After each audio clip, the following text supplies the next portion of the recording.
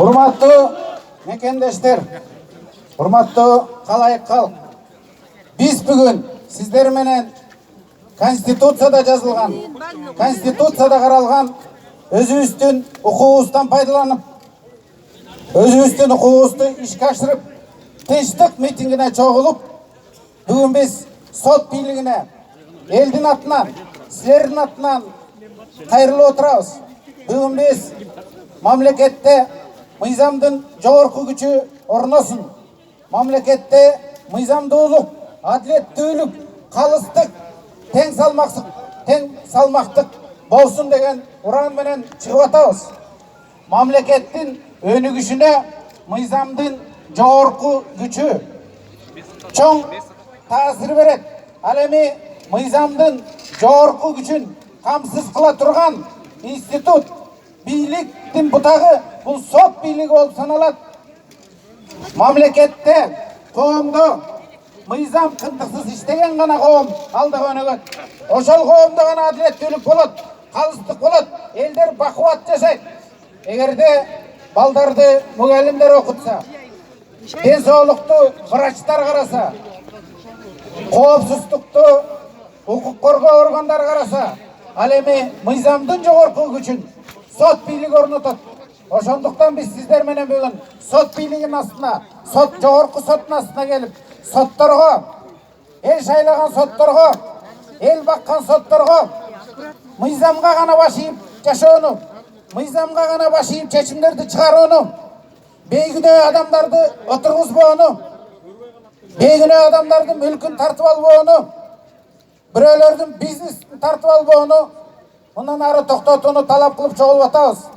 Конституция боюнча бийликтин бирден бир ээси бул эл. Эл өзүнүн үнүн бийликке ушинтип жеткизет. Кат жазуу, телефон чалуу, майнап чыкпай калганда элдер ошентип тынчтык митингине чогулуп, элде болуп аткан көйгөйдү бийликтегилерге ушинтип угузат. Бийликтин ээси эл. Мына кечээ Кызыл Омполдо уран казып атканда Россия компаниясы эл өзү демилге көтөрүп, эл токтотуп калды. Элдин үнүн угуп, өкмөткө чечим кабыл алды. Кызыл Омполдогу уран казуусу токтосун деп. Демек, элдин күчү биримдикте. Элдер интернет аркылуу кол кармашып, бирдиктүү күчүн көрсөтүп, сибилдүүлүк жолу менен бийликке кечээ таасир берди. Эгерде эл Кызыл Омполдо чогулуп, тынчтык митингин өткөрүп, соцсеттер аркылуу өзүнүн укугун билдирбегенде, өкмөт аны байкамак да эмес, уран казыла бермек. Ошондуктан урматтуу мекендештер, ар бириңиздердин үнүңүздөр, ар бириңиздердин пикириңиздер, ар бириңиздердин аң сезимиңердеги, акылыңардагы, жүрөгүңөрдөгү чыккан тилек, ой мүдө сөзсүз түрдө бийликке таасир бериш керек. Бийлик эл менен эсептеш керек.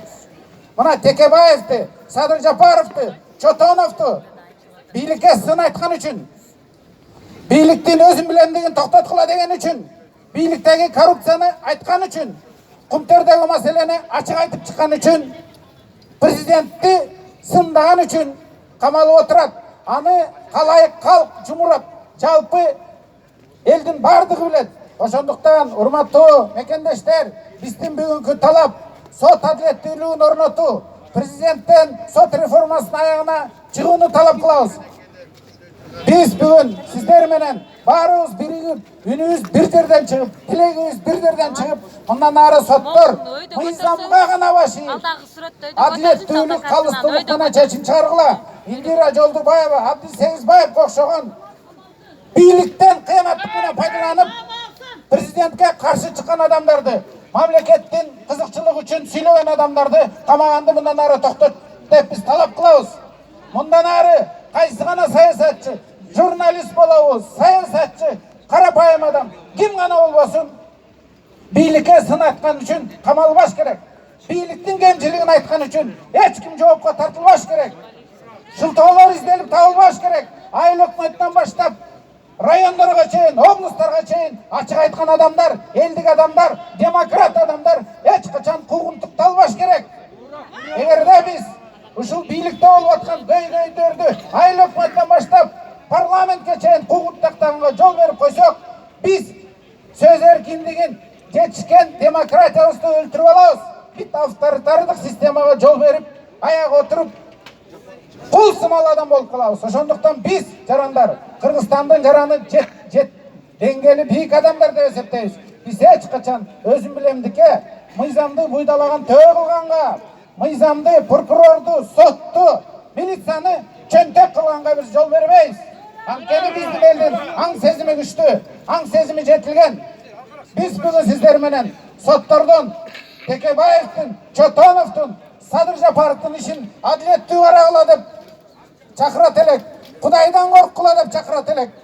Мыйзамдан корккула деп чакырат элек. Тарыхтан корккула деп чакырат элек. Анткени бүгүн болбосо эртең булардын баарына баа берилет. Ушул биздин 3 азамат, мындан тышкары дагы башка саясий куугунтуктагылар жүрөт. Аида Салянованы болор болбос бир мыйзамдуу кагаз үчүн, мыйзамдын талабын аткарган үчүн кесиптеген соттор. Ошол соттор басып жүрөт. Ал эми мыйзамсыз чыгарган соттор, адамдын убалына калган соттор, бирөөнүн менчигин тартып алган соттор сөзсүз түрдө мыйзам алдында тийиштүү жообун алмайынча сот реформасы эч качан жүрбөйт. Биз, урматтуу мекендештер, бүгүн сиздер менен Конституциядагы укугубуздан пайдаланып, тынчтык митинг кандай өтөт? Биз кандай маданияттуу элбиз? Биз кантип тынчтык жолу менен өз укугубузду коргой аларыбызды көрсөтөбүз. Биз бүгүн тынчтык митинг кандай болуш керек деген үлгүнү көрсөтөбүз. Биз сиздер менен бүгүн Чотоновдун, Текебаевдин, Садыр Жапаровдун эркиндикке чыгуусун талап кылабыз. Мына кечээ парламентте Кыргыз Республикасынын баш прокурору отчет берип жатып, мына баарыңыздар күбө болдуңар. Айтты. Мен Текебаевдин ишин, Чотоновдун ишин кайра карап чыгууга даярмын деп. Ошол убадасына бек турсун деп биз бүгүн генералдык прокурорго кайрылабыз. Биздин адвокаттар жаңы ачылган 5 жагдай боюнча кайрылдык. Мына бүгүн Садыр Жапаров менен Текебаев, Чотонов үчөөнүн соту болот. Ушул сотту карап атканда дагы биз соттордон адилеттүүлүк чечим чыгарууну, мыйзамдуу чечим чыгарууну талап кылабыз.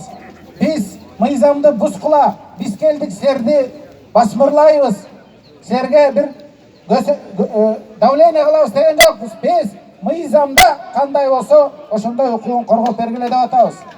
Текебаев, Чотонов, Садыр Жапаров үчөөнүн иши резонанстуу иш.